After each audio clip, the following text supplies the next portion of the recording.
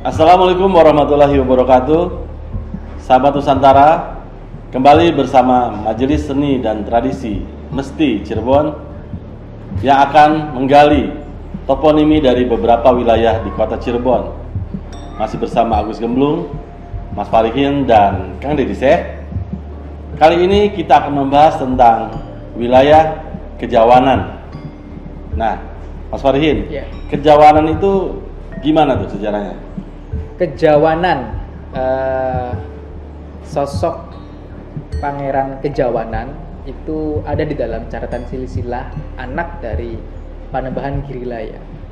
Versi yang lain bahwa nama Kejawanan itu karena di situ terdapat perkampungan orang-orang Jawa. Jika merujuk pada kata Kejawanan sebagai anak Pangeran Girilaya atau Panembahan Girilaya, maka di situ jelas bahwa di situ tempat tinggal suatu tokoh, seorang tokoh. Karena di situ ada makam Pangeran Kejawanan. Akan tetapi jika merujuk pada memang itu adalah tempat perkampungan orang-orang Jawa, maka kata dasarnya adalah Jawa. Ada tambahan K dan ada akhiran an. Maka kemudian K adalah komunitas, an adalah aktivitas. Maka berubah kemudian menjadi Kajawanan. Pada dasarnya adalah Jawa. Pangeran Kejawanan, anak Panembahan Girilaya ini memang merupakan yang ditugaskan oleh ayahnya untuk bertugas di daerah wilayah Wetan. Bersama dengan salah satu anaknya Panembahan Girilaya juga yang bernama Bagus Jaka. Ini nggak populer atau terkenal dengan Adipati Tandamoe. Lagi-lagi kita berbicara tempat, berbicara wilayah yang tidak jauh kata dasarnya atau nama tempat itu tidak jauh dari tokoh, tidak jauh dari nama pohon, tidak jauh dari nama peristiwa. Dan kali ini kita membicarakan suatu tempat yang tidak jauh dari sosok tokoh, yaitu Pangeran Kejawanan. Nah, maka adaptasi dari kata Jawa tambahan K dan akhiran an inilah kemudian wilayah itu disebut dengan wilayah Kajawanan atau Kejawanan. Dan memang dalam cerita Adipati Tandamoe itu diceritakan bahwa ada seorang pangeran anak Panembahan Girilaya bernama Pangeran Kejawanan yang bertugas di wilayah perbatasan Cirebon dengan Mataram waktu itu, yang mendampingi Adipati Tandamoe atau nama lainnya adalah Ki Bagus Jaka atau Pangeran Bagus Jaka, anak Panembahan Girilaya dengan selir yang berasal dari Cirebon Girang. Nah, maka ada dua versi. Kalau merujuk pada satu tokoh berarti itu Pangeran Kejawanan karena di situ ada makam Pangeran Kejawanan. Kalau merujuk pada perkampungan orang-orang Jawa maka ada tambahan K dan akhiran an.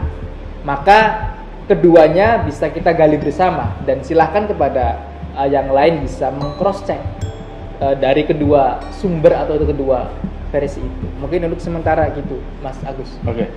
Kang Deddy, saya ada pandangan lain tentang Kejawanan tadi? Baik, seperti yang sebelumnya ya, Kasunyan itu menegaskan bahwa Suni adalah baru di Caruban, termasuk juga Kajawanan. Ini satu bukti bahwa orang-orang Jawa itu baru juga masuk di Caruban.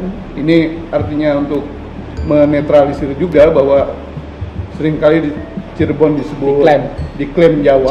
Padahal Caruban itu tidak Sunda, tidak Jawa, tapi dia punya berdiri sendiri karena Wangsa Palawa. Wangsa Palawa yang kemudian berinteraksi dengan orang Sunda yang jadi Sarwadadi sehingga melahirkan bahasa sekarang. Nah, Kajawanan ini benar tadi apa yang kata Farin bilang bahwa ini adalah entitas orang-orang Jawa di Caruban.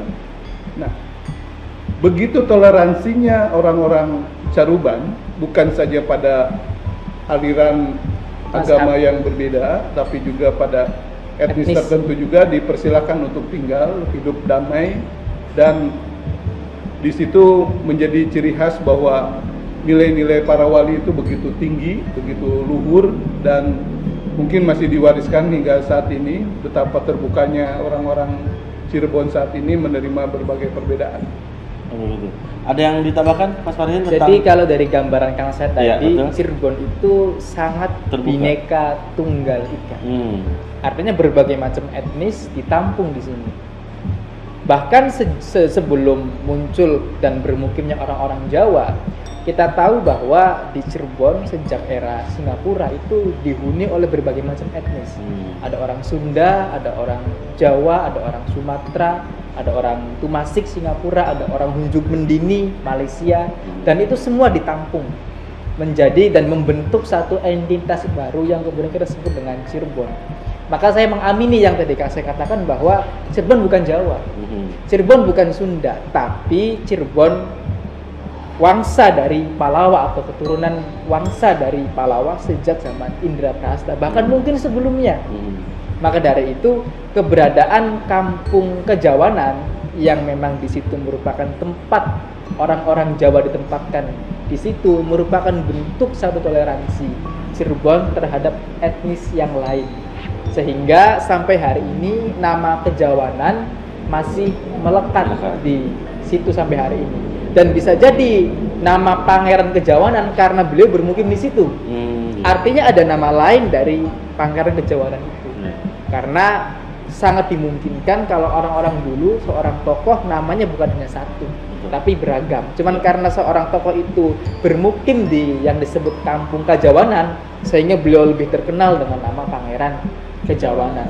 Lepas daripada itu semua, memang nama Pangeran Kejawanan ini ada di dalam silsilah anak dari Panembahan Girilaya. Gitu. Kang Deddy, menarik sekali nih. Apa sih yang menyebabkan bahwa banyak sekali etnis atau orang-orang luar yang tertarik masuk dan hidup di Cirebon? Itu apa? Yang pertama adalah tanahnya, karena ini masih tersisa, masih dipakai hingga saat ini istilah misalkan alas amer. Alas amer, amer di sini adalah amar, amarta. Alas Amarta, hutan Amarta, dan ini pusatnya, makanya kemudian disebut pusat bumi. Pusat bumi bukan saja pusat penyebaran Islam, tapi pusat dari Alas Amr tadi. Alas Amr adalah hutan yang mengelilingi wilayah Kahyangan, kalau di era Purwakala, dan di sini menjadi tanah yang sangat penting. Dalam naskah Cipaku misalkan disebutkan bahwa Alas Amr itu tempat diturunkannya Nabi Adam. Makanya kemudian kita kenal di Talun ada nama Kuwu Sangkan. Kuwu Sangkan di sana itu bukan dinisbatkan kepada Pangeran Hurang Sasaka atau Walang Sungsang, tapi gelar pertama Nabi Adam saat diturunkan di Alas Amr. Kuwu jabatan pemerintahan saat itu. Sangkan artinya pertama, Kuwu pertama di muka bumi. Nah, kalau misalkan kita ngelihat naskah itu dan lihat fenomena hari ini dari para wali hingga hari ini sangat memungkinkan karena semua etnis, semua suku, bangsa, agama ini bisa hidup damai di tempat ini. Artinya benar kalau misalkan ini menjadi induk manusia, sehingga orang yang datang ke sini menjadi netral. Dia tidak lagi membanggakan dari mana berasal ini. Ada hal itu, aku ngelihat di tanah Cirebon ini ya. Jadi itu tidak bisa dipungkiri. Jadi kalau tadi ditanya apanya, ya tanahnya ini, tanah yang diberkahi. Jadi wajar kalau Dewan Wali di sini. Dan mungkin ke depan kebangkitan Ratu Adil mungkin dari sini juga dimulai. Selain juga Cirebon sangat strategis letaknya gitu, sehingga menjadi tempat yang ramai dalam niaga gitu. Kan ini kan pantai utara gitu kan. Pantai utara kan cenderung pantainya itu lautnya itu kan tenang gitu kan. Beda dengan pantai selatan yang bergelombang gitu kan. Sehingga arus perdagangan jauh lebih banyak di sini. Sehingga komoditi segala macam banyak dihasilkan dari Cirebon, dan orang-orang dari luar membutuhkan komoditi khususnya yang berasal dari Cirebon, sehingga wajar kalaupun orang ramai-ramai datang di sini. Selain juga kepentingan karena tanahnya berkah, juga ada kepentingan niaga dan juga kepentingan agama di dalamnya. Sahabat Nusantara, itulah ulasan kami tentang kejawanan. Jangan lupa subscribe dan tekan tombol lonceng di channel Mesti Cirebon. Kita tunggu komen dari kalian semua. Assalamualaikum warahmatullahi wabarakatuh.